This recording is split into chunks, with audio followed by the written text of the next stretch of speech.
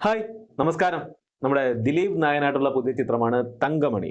ഉടൽ സംവിധാനം ചെയ്ത രതീഷ് രഘുനന്ദനാണ് ചിത്രം സംവിധാനം ചെയ്യുന്നത്. ഈ ചിത്രം ഒരു നടന്ന സംഭവമാണ്. മഞ്ഞുമൽ ബോയ്സ് എന്ന ചിത്രത്തിന് ശേഷം ഒരു നടന്ന സംഭവമായിട്ട് ഒരു പുതിയ ചിത്രം വരികയാണ് തങ്കമണി. ഈ ചിത്രത്തിന്റെ ട്രെയിലർ ഇറങ്ങിയിട്ടുണ്ട്. നമുക്ക് എങ്ങനെയുണ്ടെന്ന് കണ്ടു നോക്കാം.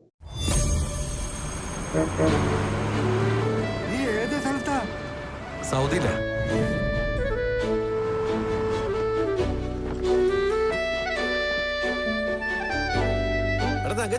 അവനെ നീ എങ്ങ് ഗൾഫാറിനായി പോയാലോടാ.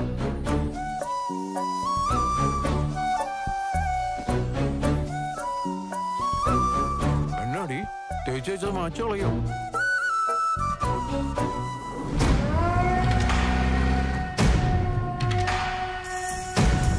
തങ്കമണി എടാ, നമ്മളിത് ചെയ്യത്തില്ലാന്ന് തീരുമാനിച്ചല്ലടാ.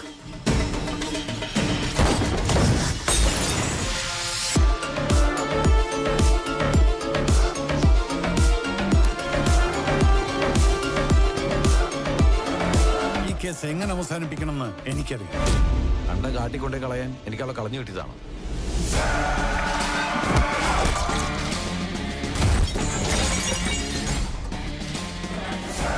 ചേട്ടന്മാരെ നിങ്ങൾ തല്ലോട്ട് ചവിടേക്ക് വണ്ടി തങ്കമണിക്ക് എടുക്കുക. It's been 48 hours. Nobody has left.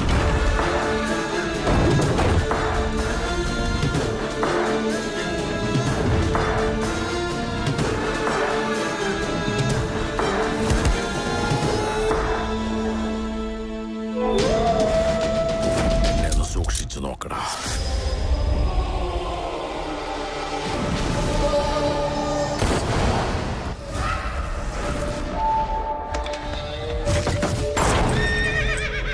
നമുക്ക് തുടങ്ങാമാവേ.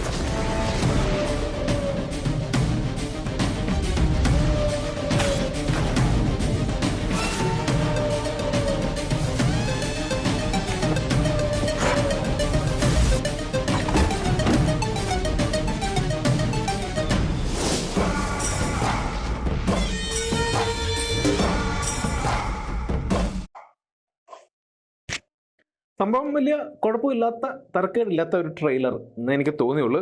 എന്നാലും ഒരുപാട് ആർട്ടിസ്റ്റുകളുണ്ട് അതിനകത്ത്. സിദ്ദീഖേട്ടൻ, മനോജ് കജയൻ, സുദേവ്, പ്രാണിത, നീത പിള്ളை അവരാണ് ചിത്രത്തിലെ നായികയായിട്ട് വരുന്നത്. എന്തായാലും ഒരു ട്രെയിലർ എനിക്ക് അത്രയ്ക്ക് പിടിച്ചില്ലെങ്കിൽ പോലും അതുകൊണ്ട് സിനിമ മോശമെന്ന് ഞാൻ പറയുന്നില്ല.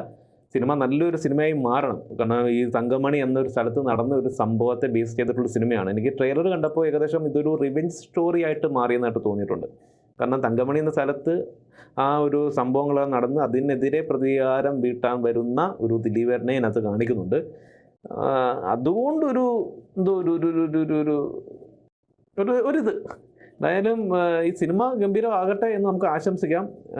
ഗംഭീരമാകണം. ഇത് പണ്ട് നമ്മുടെ മലയാള സിനിമയിൽ തന്നെ ഈ തങ്കമണി ആ സംഭവത്തെ ബേസ് ചെയ്ത് സിനിമ വന്നിട്ടുണ്ടായിരുന്നു. എനിക്ക് സിനിമയുടെ പേര് ഓർക്കുന്നില്ല. പണ്ട് ഒരു 80s ആണെന്ന് തോന്നുന്നു.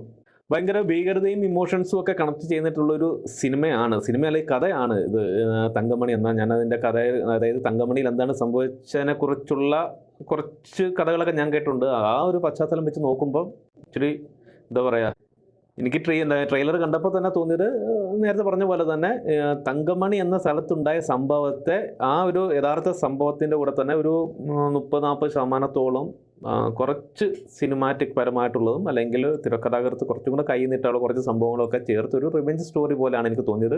പിന്നെ മനോജ് കജയൻ ഇതിൻ്റെ അകത്ത് ഒരു വില്ലൻ റോളിലാണെന്ന് തോന്നുന്നു. അപ്പം ഗംഭീരമായൊരു വില്ലൻ റോള് പ്രതീക്ഷിക്കാം മനോജ് കജയൻ്റെ കയ്യിൽ നിന്നും. ഇത് എന്താ പറയുക, ഈ സ്റ്റോറി തന്നെ നമുക്ക് പലർക്കും അറിയായിരിക്കും. തങ്കമണിയിൽ നടന്ന ഒരു അതിദാരുണമായുള്ള നായാട്ടിൻ്റെ കഥയാണ്. അത് അതിൻ്റെ ഭീകരതയും ഇമോഷൻസും ഒക്കെ കറക്റ്റായിട്ട് നമുക്ക് സംവിധായം നമുക്ക് ആ സിനിമയിലൂടെ നൽകുകയാണെങ്കിൽ ചിത്രം ഭയങ്കര എക്സ്പീരിയൻസ് ആവും. നല്ലൊരു ബോക്സ് ഓഫീസിൽ തന്നെ നല്ലൊരു കളക്ഷൻ നേടാൻ സാധ്യതയുള്ളൊരു സിനിമയായി മാറും. ദിലീപേട്ടന് തന്നെ നമ്മുടെ കുമാരസംഭവമൊക്കെ വളരെ പരാജയമായിരുന്നു. പക്ഷേ സിനിമ നല്ലൊരു സിനിമയായിരുന്നു. ആ ഒരു പരാജയത്തിൻ്റെ ക്ഷീണം മാറ്റാൻ തങ്കമണിക്ക് പറ്റുമെന്നാണ് ഞാൻ കരുതുന്നത്. കാരണം അതുപോലെ ഈ കഥ അതുപോലത്തെയാണ്. അത് നല്ല രീതിയിൽ മേക്ക് ചെയ്ത് വെച്ചിട്ടുണ്ടെങ്കിൽ സിനിമ വേറെ ലെവലാവും. കാരണം ഉടൽ എന്ന സിനിമ നമ്മൾ കണ്ടിട്ടുള്ളവർക്ക് അറിയാം. അതിലെ രാത്രിയിലെ ചില രംഗങ്ങളും നമ്മുടെ പീഡിപ്പിക്കുന്നതും അതിൻ്റെ ഇന്ദ്രൻസിൻ്റെ വയലൻസും കുറച്ച് വയലൻസും ഒക്കെ നല്ല ഗംഭീരമായിട്ടാണ് ഉടൽ എന്ന സിനിമയിൽ സംവിധായകൻ നമുക്ക് കാണിച്ചു തന്നിട്ടുള്ളത്. അപ്പം അതിനെക്കാട്ടിലും മൃഗീയമായിട്ടുള്ള ചില രംഗങ്ങളും ഒക്കെ ഉള്ളതാണ് ഈ തങ്കമണി എന്ന സിനിമ. തങ്കമണി എന്ന ഗ്രാമത്തിൽ നടന്ന ആ ഭയാനകമായുള്ള കാര്യങ്ങളൊക്കെ രാത്രിയിലാണ്. അതൊക്കെ നല്ല രീതിയിൽ നമുക്ക് സിനിമ കിട്ടുവാണെങ്കിൽ അതിഗംഭീരമായിരിക്കും ഈ സിനിമ.